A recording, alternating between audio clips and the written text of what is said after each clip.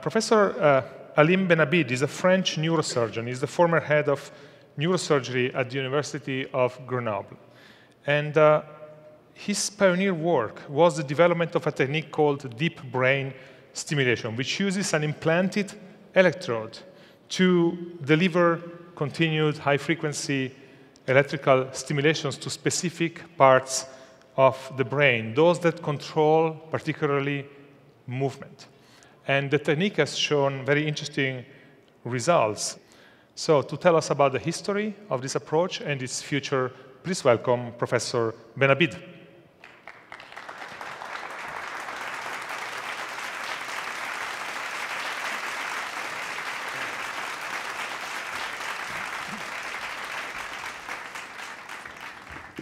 So today I'm just talking about deep brain stimulation at large and try to make it a little bit clearer. And start by where I discovered that, which is during treatment of Parkinson's disease and essential tremor, which is a little bit like this. So what is Parkinson's disease? It is a neurodegenerative disease. And you see this is a brain stem of a human patient, a human person who was not Parkinsonian. You see those two black parts, which are called the substantia nigra, and they are full of neurons, particularly most of all the neurons, dopaminergic neurons are here, and they produce a neurotransmitter, which is dopamine, which is kind of marvelous thing, because depending you have it or you don't have it, you can go from one border to the other one of the spectrum of diseases. When you get Parkinson's disease, these cells die, and you see the substantia nigra disappears, becomes not black anymore, which makes it that dopamine is not available anymore, and then come the Parkinsonian symptoms, which are the tremor. You see here a picture where it's fuzzy because the hand is tremoring like I do here. So those people have a very strong difficulty to move. This is a disease which is rather frequent, not the most, but it is progressive, and the cause globally is still, for the most part, unknown. What can we do in front of that? We can do medications, and medications have been the reason why there was a Nobel Prize in 2000 from to Arvid Carlsen, who discovered that it was the lack of dopamine which was responsible, and also because he found a medication, a drug which is a precursor of that. Dopamine, if you eat it, it's not transported to the brain, while levodopa in the brain will be decarboxylated, which produces dopamine, and this is replacement therapy. Then the effects are spectacular. If you see a patient taking a pill of that, all the symptoms disappear within 15 minutes.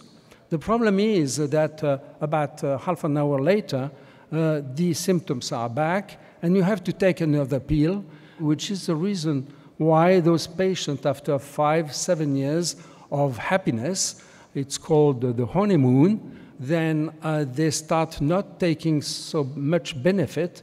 They have to take it more and more often, and they develop what is the reverse of akinesia, which is dyskinesia, which are compared quite often to Balinese dancer. So there is another way, which is surgery, which was done since the 40s, where it is to go and make a lesion in different targets in the brain, such as the thalamus, where you can make a burning, or in two other places, which are the pallidum, called the thalamotomy and pallidotomy. And they were the only ways to treat before the appearance of levodopa. The problem is that the effect is essentially limited to tremor and not so much to akinesia and rigidity, which are the real problem of Parkinson's disease. And also there might be complications. For instance, look at this MRI. There is a lesion in the thalamus. I was not the one doing it because it's not in the right place. And the right place is shown by the green arrow. And then when you don't make a lesion where it should be, you don't get the benefit, and quite often you get a complication, which is a deficit of something. Experimental research has been devoted to this since several decades. One of the most promising and the most logical and intelligent is to bring dopamine where it is needed, because the substantia nigra delivers by its terminals the dopamine into what is called the striatum, which is this big part of the brain.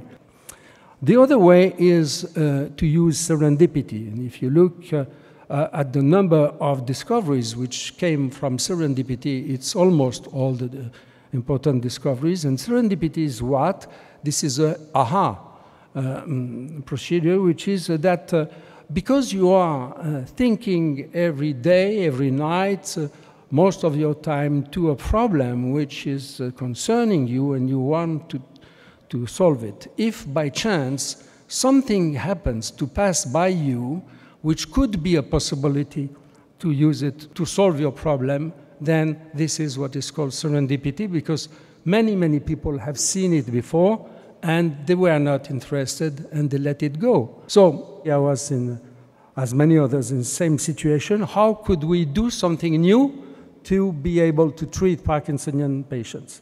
And I was doing a thalamotomy, which is about 26 years ago. And at that time, I was using electrical stimulation before making a lesion at the tip of my electrode, just to check that I was not in the wrong place. And what happens was, maybe because I was also a physicist trained, that scanning the different frequencies which were available on my devices, I happened to see that after 100 hertz, higher than 100 hertz, the tremor would stop immediately. And if you stop the stimulation, the tremor would recur. So it has something reversible, as you can see it on this recording, where the tremor has stopped while it was here during the period where you stimulate. This is a paradoxical effect. We are taught that stimulation increases the activity of excitable structures and particularly neurons. And here we have a stimulation which mimics the reverse of excitation, which is what you obtain when you destroy something. The interest is it is adjustable, reproducible. The morbidity is very low because you don't destroy anything, just insert delicately a smooth electrode and you let it here for decades. For the moment, this is 26 years now that we invented that. It has been used more and more, and the beauty of being the inventor of something is once you have done it, you just have to let the others use it and use their own imagination. This is what happened. This is a neurosurgical therapy which is well established. This is a picture where you see on the ventriculogram of the brain different targets. You can insert a microelectrode and record the neural activity, and you see that depending on the depth where you are, the neural activity is strongly different because you are going through different structures.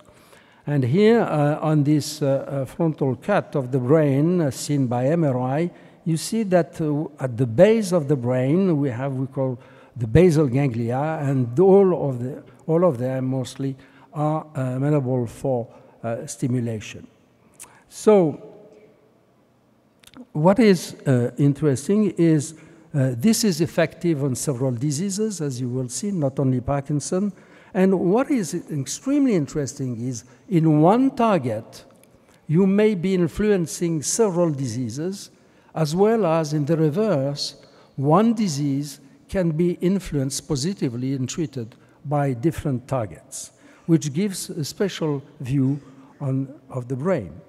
This patient is a Parkinsonian patient having the dyskinesia as induced by the medical treatment of the disease. And my colleague Pierre Pollack, who is now in Geneva, turns on the stimulation, which is in the pallidum, and you see that the tremor disappears. There is another target, which is called the queen of the target, the subthalamic nucleus, which you can see in action here. This is a very severe Parkinson patient, no treatment at the moment of the movie. He's helped by a colleague neurologist, Patricia Limousin. He cannot walk by himself. He's tiptoeing because he has what we call dystonia of the feet. And then you will see him now, 3 months after surgery, has no medication, just bilaterally stimulated in this STN nuclei. He's doing all the little tests that neurologists like, stand-ups normally, walks back and forth. Now, some of those patients, even with good medication, with good stimulation, still develop what we call a freezing of gait, which is that they walk and then they get stuck like if they were having glue under their feet, and they may fall. And this is a neurosurgeon and neurophysiologist from Oxford, Tipu Aziz, who worked on this pedunculopontine nucleus very deep in the brain, and he showed that it had a major role in the organization of the walk.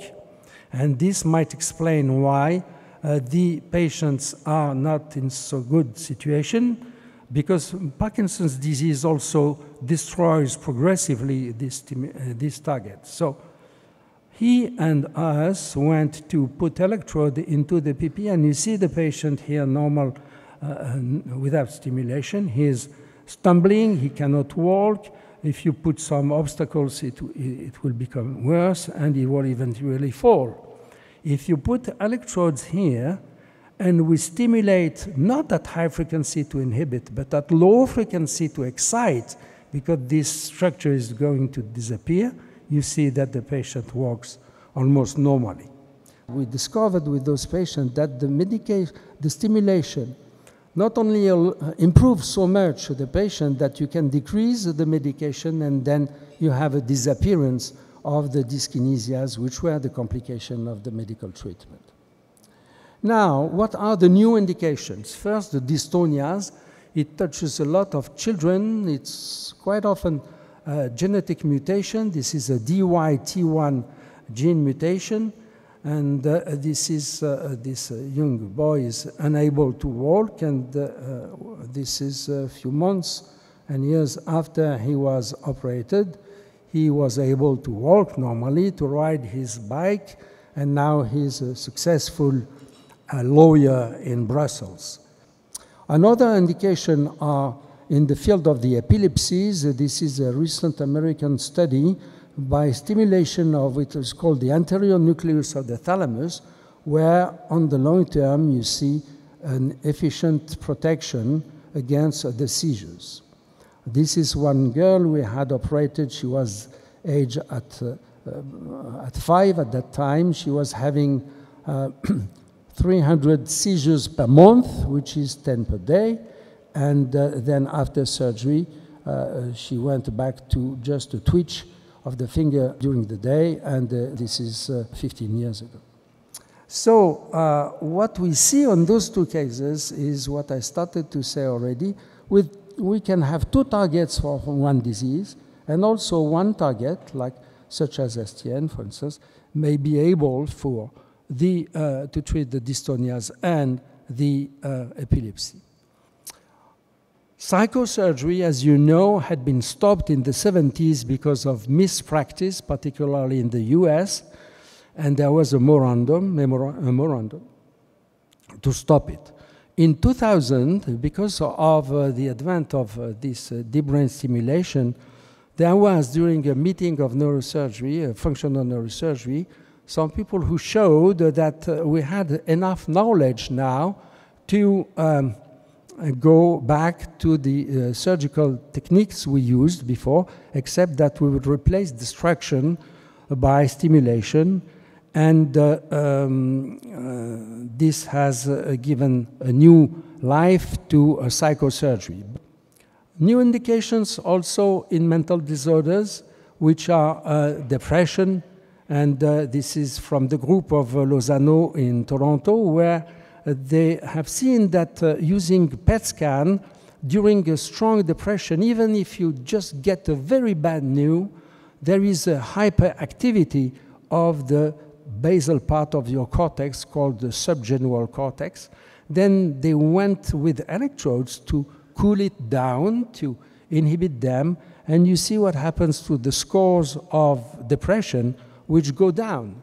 And here we saw that the depression recurred just because the batteries were depleted, and we had to change the stimulator, and then it comes back.